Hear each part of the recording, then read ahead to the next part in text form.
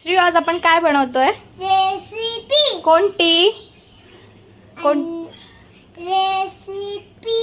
कोणती रेसिपी आपण काय बनवतोय आज? अंडा राईस. ओके, त्याच्यासाठी काय काय लागणार आहे सांग. सांग, नाव सांग. शिमला मिरची, कांदा, लसूण, मिरची आणि अंडा, टोमॅटो आणि काय लागणार आहे? आणि कोथिंबीर. गुड. चला, सगळ्यात आधी आपण काय ठेवूया गॅसवर? आता आपण काय करणार आहोत? तेल. कशात टाकणार? याच्यात. त्याला काय बोलतात? स्टार्ट.